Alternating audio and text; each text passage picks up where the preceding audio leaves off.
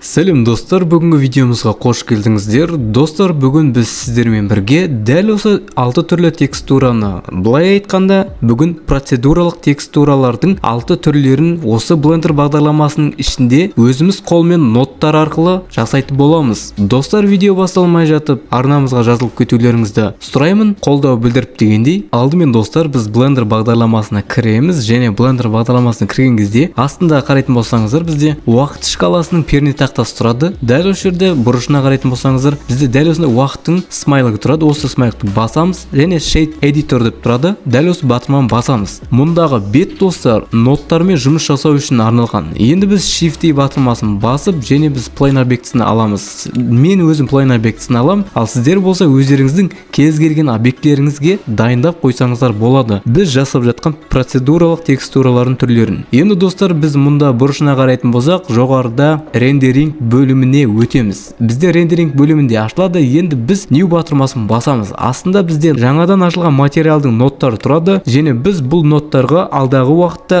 өзіміздің текстурамызды жасауға болатын ноттарды қосатын боламыз. Shift батырмасын басамыз, және Search батырмасына кіреміз. Енді біз достар, мұнда қарайтын болсақ, өзіміздің керекті ноттарымыздың атын жазып аламыз. Бірінші бізге керекті нот бұл Noise текстур.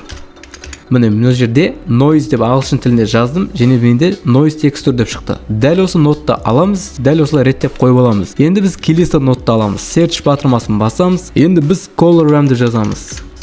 Міне бірінші шығып тұр, color ramp деп дәл осылай қойып реттеп аламыз. Келесі нотты қосатын боламыз. Келесі нот бізде mapping нотын қосамыз. Дәл осылай. Тағы да соңғы нотты қосамыз. Бұл текстура coordinate. Дәл осы coordinate нотын қосамыз. Вот. Енді достар, біз өзіміздің керекті ноттарымызды алдық, жай ғана біз бір-біріне жалғаймыз. Ноттарды бір-біріне жалғаймыз. Соңғы ноттарынан бастайық достар, өйткені соңғы ноттарынан бастап жасасақ бізге түсінікті және удобно. Бірінші ноттағы текстура coordinate-те біз generated деген бағытты алып, векторға әкеп жалғаймыз. Біз енді mapping-тегі векторды дәл осы color ramp-ге fact-ке жалғаймыз. Так, достар, кешірім сұраймын. Color ramp және noise текстураның орны ауысып кетті. Бізде color ramp-ті осы жерге қоямыз. Енді дұрыс болды. Достар, енді біз mapping-тегі вектордағы бағытты noise текстураның вектордағы бағытына жалғаймыз. Енді біз noise текстураның ішіндегі color-ды color ramp-дегі fact бағытына әкеп жалғаймыз. Біз енді color ramp нотындағы color бағытын біз principled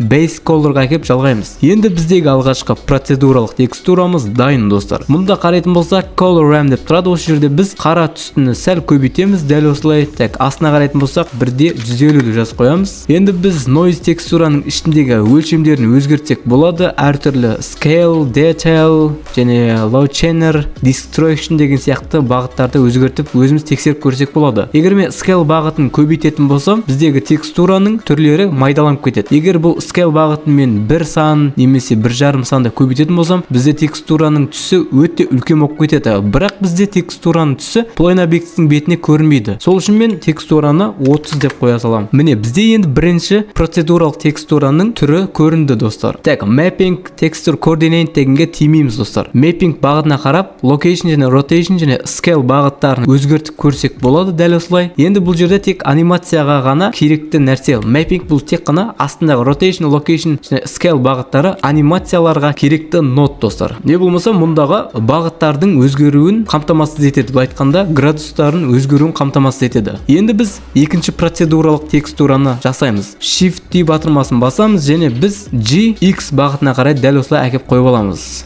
Бірінші Plane объектісінен екінші Plane объектісіне әкеп қойып алдық. Енді достар, астына қарайтын болсақ, бізде материал бөлімінде дәл осында файлдың түрі тұрады. Дәл осы файлдың түрін басамыз. Бұл файлдың түрі мұндағы бірінші текстураның көшірмесін көшіріп алады. Сіз мұндағы текстураны өзгертсеңіз де, өзгертпесеңіз де бірінші текстураға зияны тимейді. Ал егер мұндағы батырманы баспай жатқан кезде, біз мұндағы бірінші текстураны да құртып алатын едік. Сол үшін біз мұндағы noise текстураны өшірсек те, бірінші текстурамыз бір жайында тұра береді. Сол сияқты біз келесі екінші процедуралық текстурамызды жасайтын боламыз. Енді біз Shift батырмасын басамыз, және біз break текстура нодын қосатын боламыз. Дәл осылай әкеп қойып аламыз. Енді біз векторды векторға жалғаймыз, colorды fact-қа жалғаймыз. Біздегі екінші процедуралық текстура дайын болды. Енді біз мұндағы color ramp бағытындағы қара түсті көбейтіп азайтып көрсек болады тексеріп, осыларды былай азайтып тексеріп көрсеңіздер болады. Break текстура өзіңіздің кез келген бағыттарын өзгертіп немесе өлшемдерін кішігірім детальдарын өзгертіп көрсеңіздер болады. Мұнда scale бағытын көбейтетін болсақ, бұл жердегі процедуралық текстура кішірейіп кетеді. Ал егер scale деген бағытты біз кішірейтетін болсақ, бір санына қоятын болсақ, мысалы, біздегі текстура өте үлкен болады. Өздеріңіздің кез келген бағытыңызға қойып реттеп алсаңыздар болады, достар. Mapping нодында бізде rotation location бағытындағы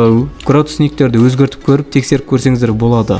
Бізде айырмашылық тек қана ішіндегі текстураның қозғалысы, қимылы әр градусқа бұрылып жатқаны, достар. Color rampта сіз кез келген түсті де көбейтіп қойсаңыз болады. Мен сіздерге кішігірім түсіндіріп кетейін тағы да. Мұнда плюс батырмасы тұрады. Дәл осы плюс батырмасын бассақ, бізде үшінші түсті көбейту арнасы ашылады. Бұл өзіміздің кез келген түсімізге қойсақ, мұндағы текстураның түсі жасыл түске айналады. Бірақ мұндағы қара түсі, мұндағы қара түсте арасында өзінің бар екенін көрсетеді. Жалпы бізде color rampте біз қанша түс қойсақ та, мұндағы текстураның түсі дәл сол түске енеді, достар. Енді мен мұндағы минус батырмасын басып, екінші түсті алып тастаймын, достар. Мен сіздерге жай ғана түсіндіріп көрсеттім. Енді, достар, біз үшінші процедуралық текстураны жасайтын боламыз. Қайтадан Shift батырмасын басамыз және GX бағытына әкеп осылай қойып ала саламыз. Әдеттегідей астындағы материал бөліміне қарайтын болсақ, бізде дәл осында түйме тұрады, көшіріп алу немесе жаңа материал қосу деген сияқты. Дәл осы батырманы басамыз. Енді біз әдеттегідей break текстура деген нодты өшіреміз. Мишканың оң жағын басамыз және бізде delete деп шығады. Енді біз Shift батырмасын басамыз және search батырмасына кіріп,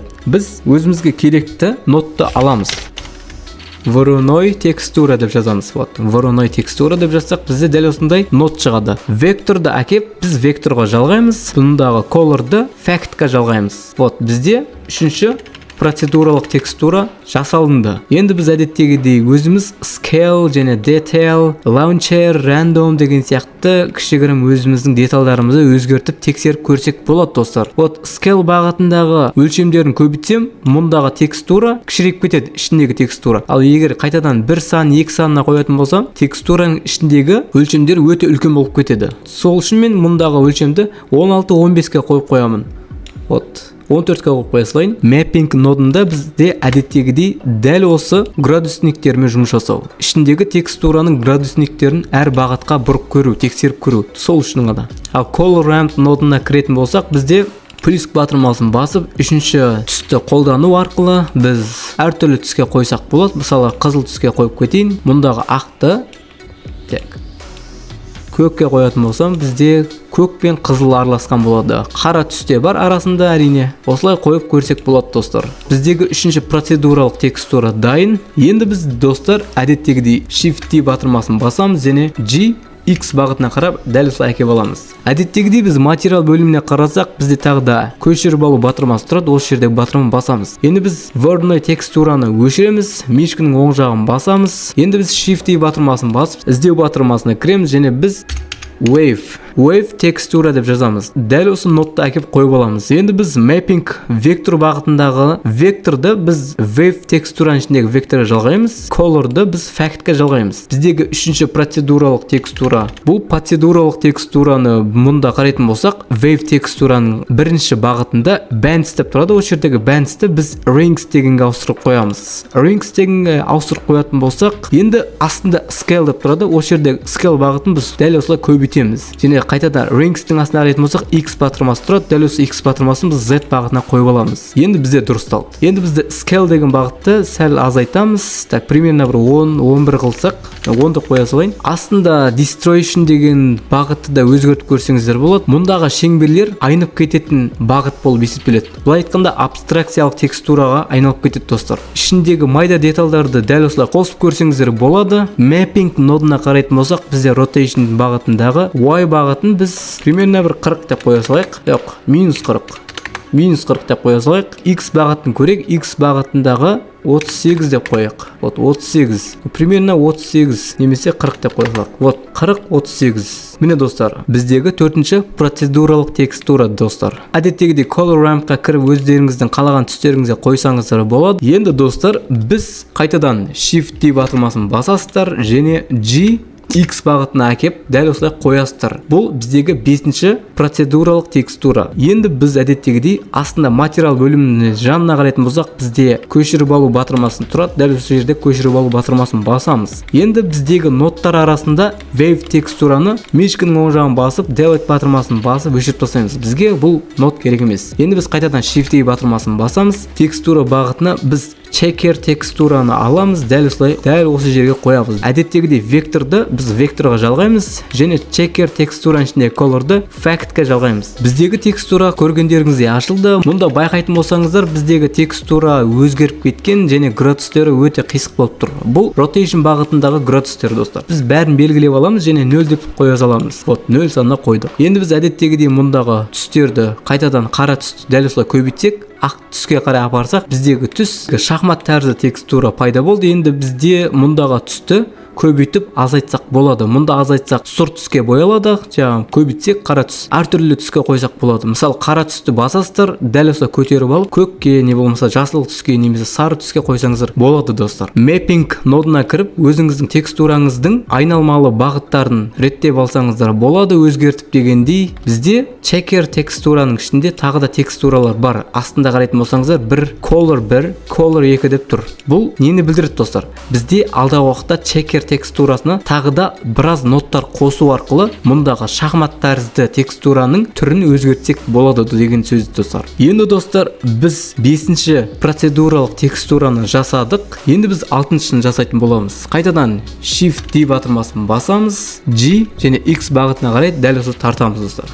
Енді астына материал деген бөлімге кіріп, біз көшіріп алу батырмасын басамыз әдеттегідей. Енді біз сол баяғы checker текстура, тек қана біз текстураны ғана өшіріп, басқа текстураларды қойып жатырық, достар. Осы нотты белгілейміз, checker текстураны және мишканың оң жағын басып, delete батырмасын басып өшіріп тастаймыз. Енді біз shift A батырмасын басамыз, енді текстура бағытынан gradient текстура ноды қалды. Дәл осы нотты тексеріп көреміз. Векторды біз әдеттегідей векторға жалғаймыз, colorды біз әдеттегідей colorantың fact бөліміне әкеп жалғаймыз. Мұнда қарайтын болсақ, достар, біздегі соңғы 6-шы процедуралық текстураның түсі баяғы біздегі 5-ші процедуралық текстураның түсіне ұқсас. Өйткені бізде қарайтын болсақ colorant деп тұр. Осы жердегі colorantның түсі бізде сары болып тұр. Егер біз colorantның түсін жасылға немесе көкке апарып қоятын болсақ, біздегі 6-ші процедуралық текстураның түсі көкке айналады. Біз әдеттегідей плюс батырмасын басу арқылы өзіміздің кез келген түстерімізді көбейтіп алсақ болады, достар. Көріп тұрғандарыңызда, мен плюс батырмасын басу арқылы әр кезеңнен өтіп, әртүрлі түстерді қойып келе жатырмын. Көргендеріңіздей, мен өзімнің әртүрлі түстерімді қойып келе жатырмын. Тағы да плюс батырмасын басып, қайтадан басқа түсті қойып жатырмын. Қараңғылау қыламыз сәл. Сіздерді дәл осылай қойып, әртүрлі түстерді көбейту арқылы соңғы процедуралық текстурамен, түстермен жұмыс жасасаңыздар болады, дәл осылай. Міне, достар, бүгінгі видеомызда біз сіздермен бірге процедуралық текстуралармен жұмыс жасауды үйрендік. Енді келесі видеода біз сіздермен бірге тағы басқа текстуралардың түрімен жұмыс жасайтын боламыз. Бұл жолғысыдан өте мықты болады. Достар, бүгінгі видео өте қызықты болды деген ойдамын. Бүгінгі видеомыз өте қызықты болса, арнамызға жазылып қолдау білдіріп кетейік. Олай болса, достар, келесі видеода кездескенше.